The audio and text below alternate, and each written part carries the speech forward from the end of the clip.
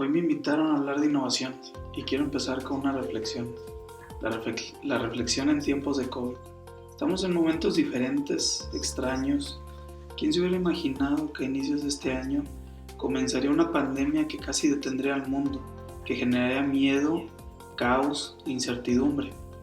Pero bueno, fuera de ese lado negativo, veamos lo contrario, veamos ese lado positivo, lo que nos ha enseñado. Gracias a este virus, a este bichito, nos hemos dado cuenta que la gente puede trabajar desde cualquier lugar, que México sí está preparado para competir como país digital. El trabajo remoto ayuda a balancear nuestras vidas personales y profesionales y nos da más tiempo con nuestras familias. Esto está ayudando también a las empresas a ahorrar más en temas de edificios, de servicios y rentas. Todos podemos cambiar. Ese es el otro punto que nos enseñó, que somos adaptables, que tenemos nuevas formas de colaborar y trabajar y que las podemos aceptar con rapidez. Basta mirar lo que hicimos en esta sesión. Más de 300 colaboradores en una reunión virtual, la mayoría desde su casa, otros desde las oficinas o incluso relajándonos, tomándonos un café en la misma oficina. Para hablar de innovación podría iniciar con ejemplos clásicos que actualmente se utilizan, ya saben, Nokia contra Android, Yahoo contra Google, Kodak contra las cámaras digitales, Blockbuster contra Netflix, Facebook contra otras redes sociales, Uber, WhatsApp, o de personas hablemos, Steve Jobs, Bill Gates, Elon Musk, Mark Zuckerberg, etcétera, etcétera. La lista podría seguir, pero de cierta manera esto se siente distante, fuera de nuestra realidad, del país y de nosotros.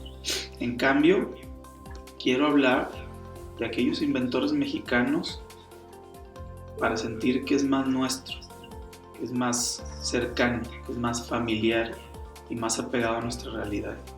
Con esto quiero romper el paradigma de que los grandes inventos e inventores y la innovación viene solo del extranjero. Para esto voy a dar una lista de algunos inventores mexicanos y quiero comenzar con Guillermo González Camarena, quien inventó la televisión a color, o más bien se podría decir quien cambió la televisión de blanco y negro a televisión a color en 1940. Tuvo su propio canal, que es el XHGC, y pues también él comenzó con los inicios de lo que en ese entonces se llamaba el telestudio, que era la telesecundaria, querían empujarla atrás de la televisión y que ahora lo estamos viviendo otra vez gracias al COVID. Filiberto Vázquez Dávila, él inventó la tinta indeleble para las elecciones que se utilizan aquí en el país desde hace muchos años y también la están utilizando en otros países. Everardo Rodríguez y Luis Romero, ellos tuvieron un gran invento que ha ayudado a muchas pymes aquí en México y a muchas señoras a tener sus propios negocios. ¿De qué estoy hablando? Pues de la máquina de tortillas. Miguel de Icaza y Federico Mena, que bueno, ellos yo como tecnólogo los conozco mucho porque pues ellos inventaron su propia interfaz gráfica o sistema operativo GNOME para Linux, y fue utilizado o sigue siendo utilizado como la base de otros tantos. Luis Ernesto Miramontes inventó la píldora anticonceptiva. Teddy López Goerne, ella inventó los nanocatalizadores para el tratamiento de algunas células cancerígenas y ahora se están haciendo pruebas para la gente con diabetes, para la inyección de medicamentos. Joel Sosa González y Sergio Mar, ellos crearon el concreto translúcido, el cual se está viendo que tiene grandes propiedades, que incluso se está pensando en utilizarlo en las plataformas petroleras. Heriberto Castillo, que inventó la tridilosa, que es un compuesto entre el acero y el hormigón y es un material muy resistente, que incluso se utilizó acá en México en el World Trade Center. El doctor Emilio Sacristán Roch, que inventó el dispositivo de detección de fallas de irrigación en tejidos blandos y el corazón artificial. Cabe destacar también que México fue pionero en el autofinanciamiento y en el factoraje comercial, pero nunca lo patentó, entonces pues la idea fue distribuyéndose globalmente.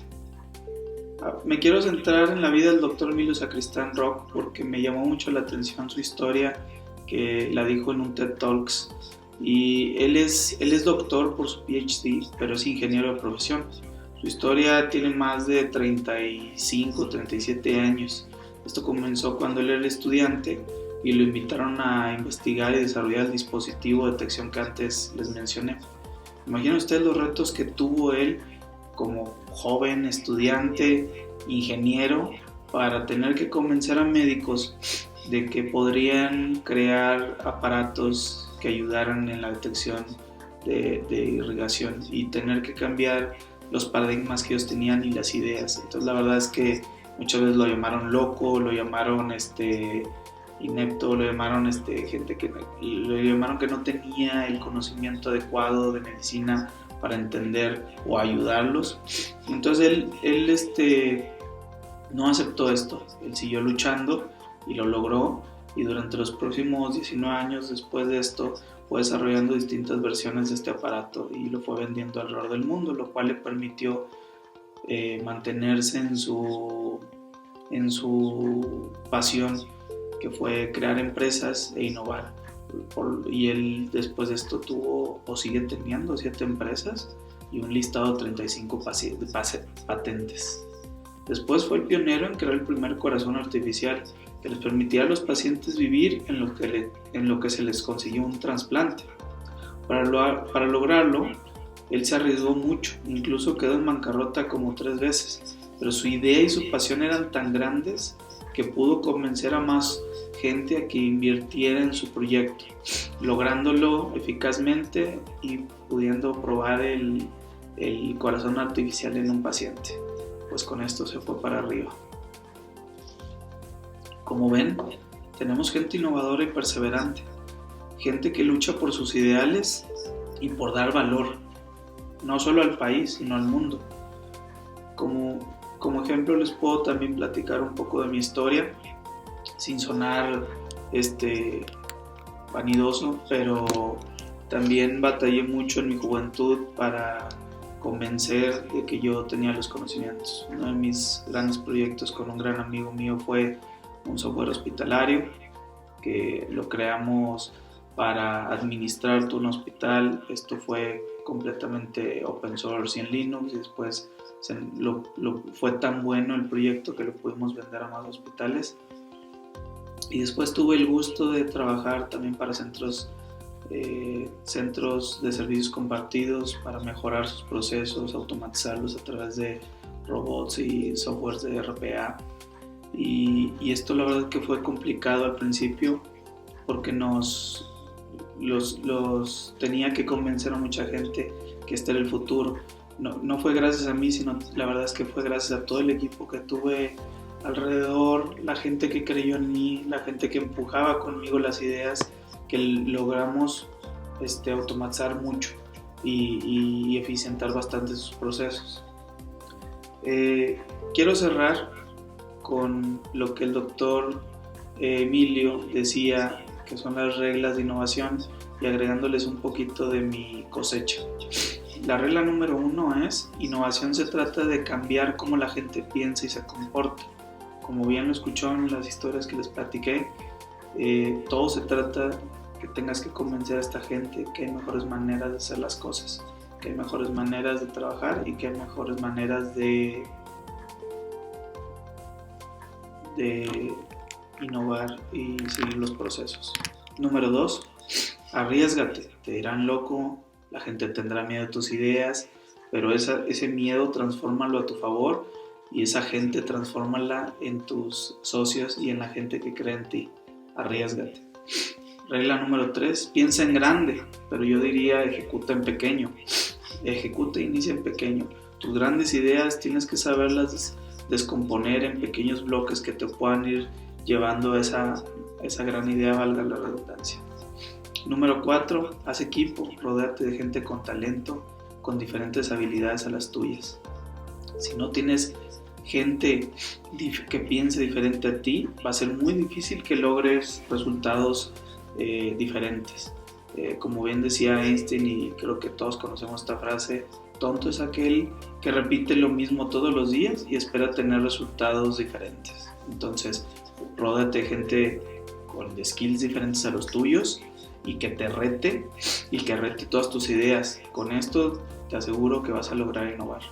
La regla número 5 es los 3 focos. Es foco en las necesidades del cliente, foco en la mejora de procesos y foco en la medición de resultados tangibles. Si no te fijas en las necesidades del cliente, si no transformas o mejoras tus procesos y no mides tus resultados, nunca vas a innovar. Tienes que tener también control y disciplina de lo que estás logrando con cada pequeño paso que vas haciendo en tu proceso de innovación.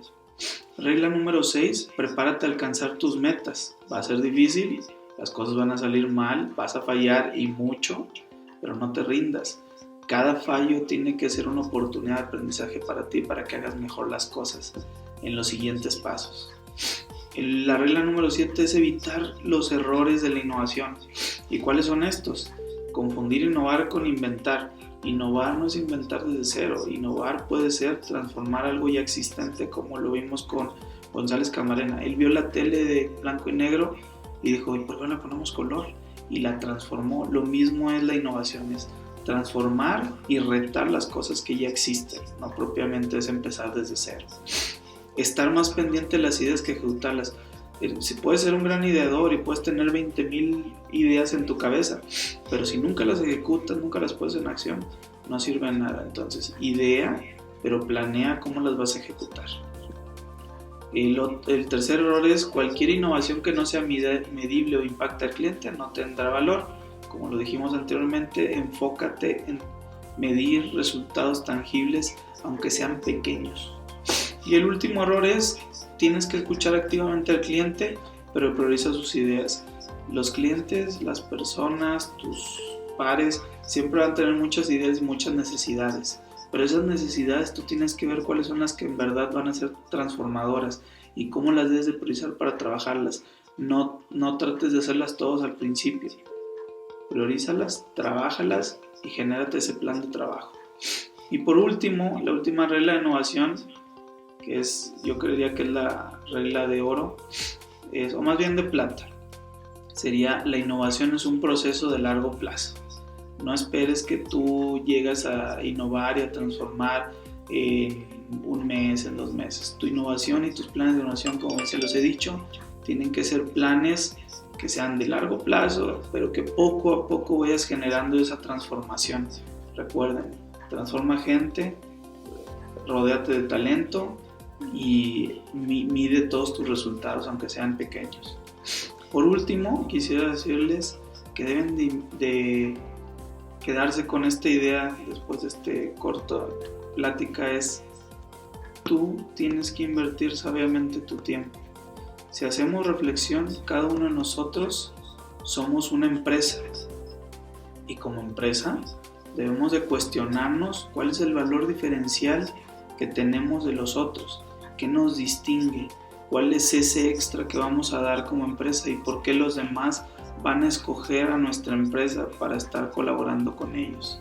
Así que les digo, innovemos, pero hagámoslo desde nosotros, desde adentro hacia los demás, hacia afuera. Muchas gracias.